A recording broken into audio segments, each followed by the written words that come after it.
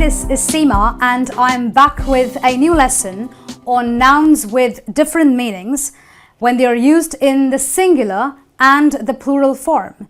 Well, this is a very interesting lesson because a lot of nouns used in the singular and the plural form mean totally different things.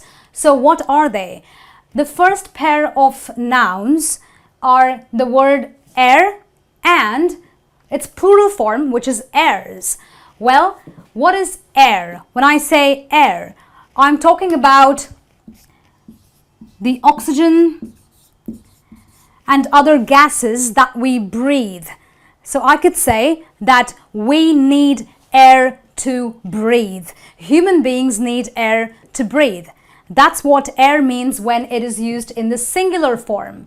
But what does the word heirs mean when I put that in the plural form? It means being very proud or being really uptight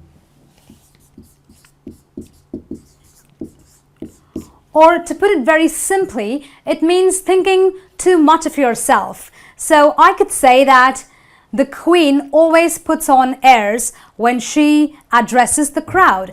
That basically means that you think you are higher or over everybody else. Our next pair of nouns, which mean totally different, are the words blind and its plural form, which is called blinds. Well, what does the word blind mean? Blind refers to a person without sight or someone who cannot see. So I can say that I helped the blind man cross the road. That's what the word blind refers to. But when I add an S and make it a plural word, what does the word blinds mean? Blinds means the rolling shutters of a window.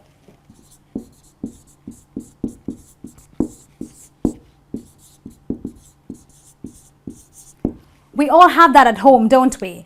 So your mom could say, it's very sunny outside, put the blinds, which means that you roll the shutters. It's like a rolling shutters against your window pane, which kind of, lets the light out or keeps the sun away. So that's the difference between the word blind and blinds. Our next pair of nouns is the word character and its plural form, which is characters. Now, what does character mean? When I say I have a very good character or you need to develop a very good character, I'm talking about your traits, your personality, or can I say your personal qualities?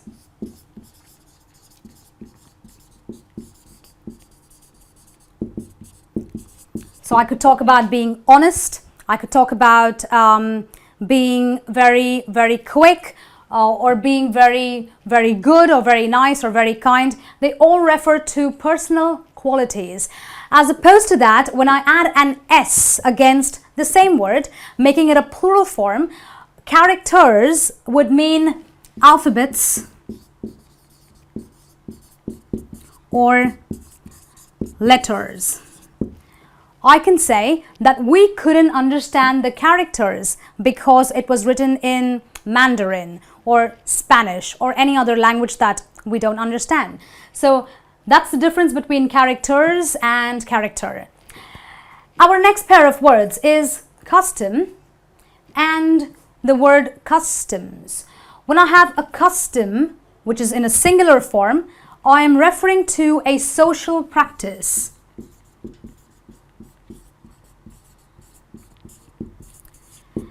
Back here in India, we have a social custom of maybe, worshipping idols. Some of us do. So that's a social custom. It is a social practice that people do out of religious reasons. But when I add an S to the end of the custom, I'm talking about import duty.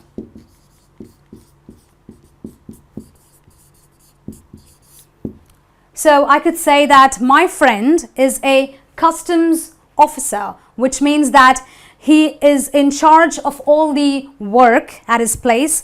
That refers to everything related to import duty. So that's the difference between the word custom and customs. Moving on to our next pair of nouns is the word content as opposed to contents when I use that in the plural form. What is the meaning of the word content? Content means extremely happy, extremely satisfied. So I can say that I am very content because I came from a very good vacation, or I am very content because I have done very well in school today. So that's the state of being fully satisfied, fully happy. And when you have contents with the S after the content, the plural form basically indicates the things that are contained in something.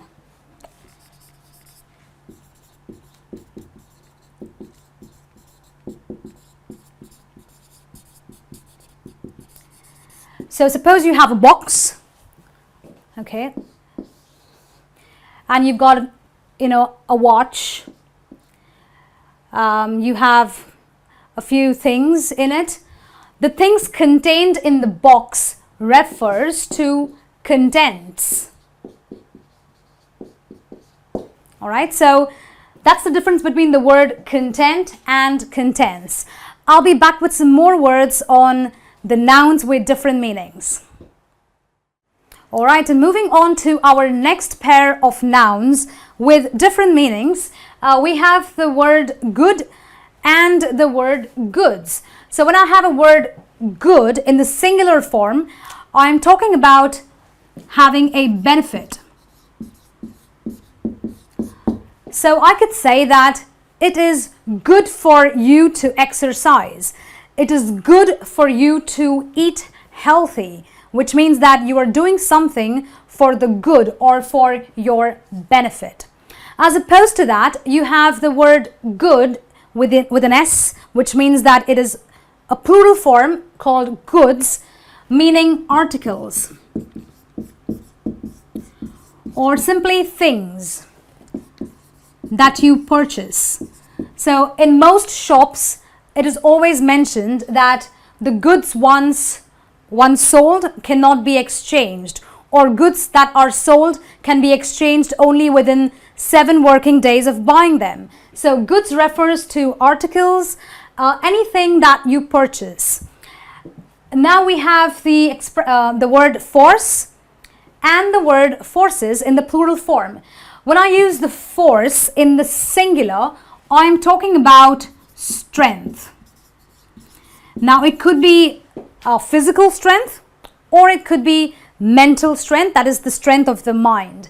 Or natural strength, when it talks about the strength of, the nature. So I could say that the force of the wind was so much that everything flew. So it's strength that we refer to when I use the word force. As opposed to that, you have forces, which talk about the army. So I can say that our defense forces are very strong. So I'm referring to the army. It could be your national army, your defense army, or whatever you want to call it. And then you have the word spectacle in the singular against the word spectacles in the plural. What does spectacle mean? Spectacle means nothing but a sight.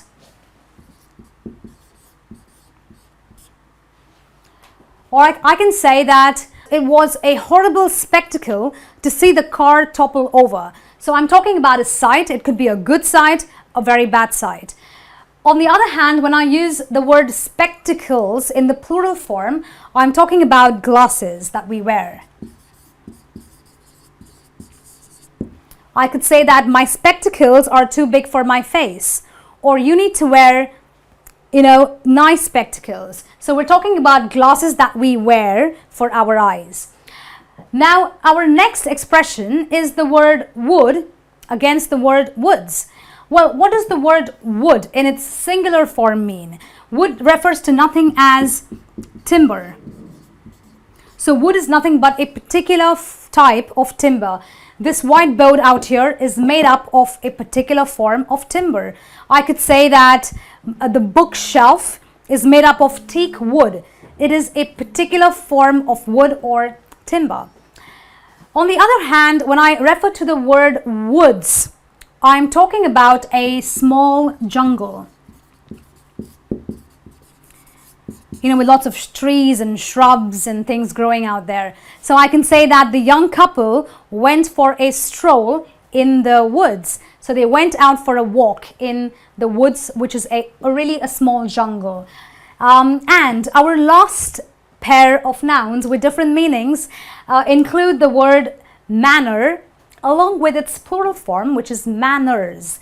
When I talk about manner in the singular form, I'm talking about a style,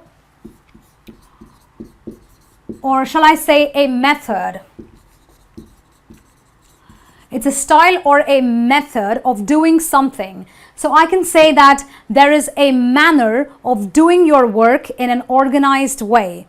There is a manner of solving your math problem in a much better way. It is a style or a method of doing something.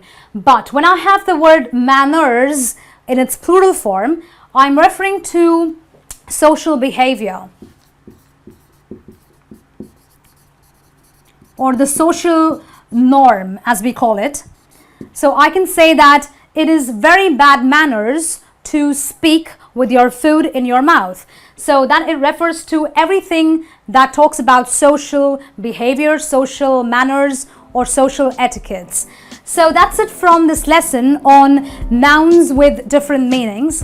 I hope you've understood and found it very interesting. Well, I'll be back with some more lessons. Until then, this is me saying goodbye.